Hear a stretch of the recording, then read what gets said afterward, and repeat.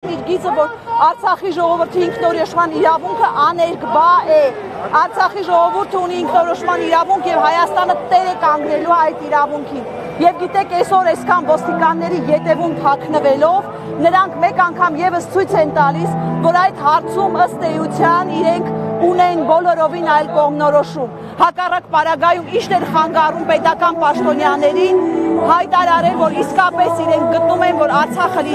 երբեք չի լինելու Ադրբեջանի կազմում։ Իսկ այնինչ այստեղ արեցին ոստիկանները, խոսում է այն մասին, որ իսկապես իրենք վախեցած են, իսկապես իրենք պատրաստ չեն հրապարակային ասել, որ պաշտպանում են Արցախի ժողովրդի ինքնորոշման իրավունքը։ Անկախ ամեն ինչից, ազգային ժողովի պատգամավորները մտնելու են շենք, անկախ ամեն ինչից, ազգային ժողովի պատգամավորները պաշտոնյաներից ստանալու են պատասխան, ինչպես են իրենք վերաբերում կարմիր գծերին, որոնք վերաբերում են Արցախի մասին։ Եվ եւս մեկ բան, դուք տեսաք, որ իմ գործընկերուհին նշեց, որ աշխատակիցները շենքից ջուր էին փոխանցում ոստիկանների հետ քաշքշուկների ենթարկված մեր քաղաքացիների։ Նրանք թերթիկների վրա գրում էին իրենց տեսակետը, որը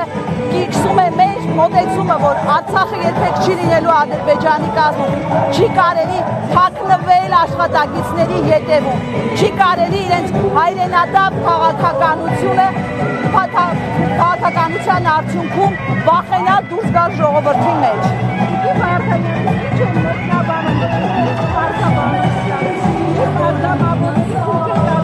Ես չունեմ որևէ պարզաբանում, որովհետև վերջին հաշվով այս գործողությունները օրենքի կոպիտ խախտում են, եւ այս օրենքի խախտման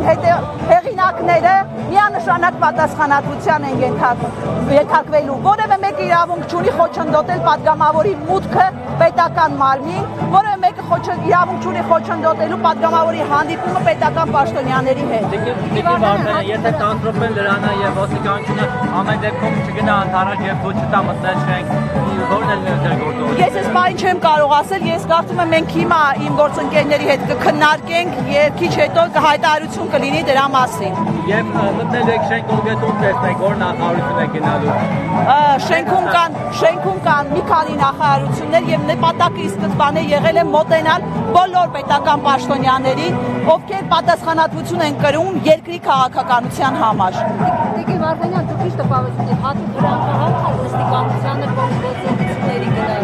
Տեսեք, ակնհայտ էր, որ ոստիկանների կողմից եղավ ակնհայտ ապօրինի գործողություն, որովհետև նրանք խոչընդոտ հանդիսացան պատգամավորների մուտքի համար, իսկ դա նշանակում է, որ չի կարող լինել այլ կերպ, քան կոնկրետ հրահանգներով։ Գիտեք, ոստիկանները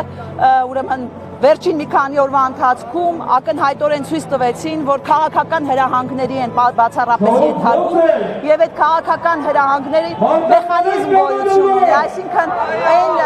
գործողությունները, որոնք որ շատ հաճախ, շատ բռի են, շատ վայրի են, դրանք պարզապես քաղաքական հրահանգի հետևանք են։ Բանը տեսնենք, դու իրավական մասով պատգամավոր ինչ ընթացակարգով իրավունք ունի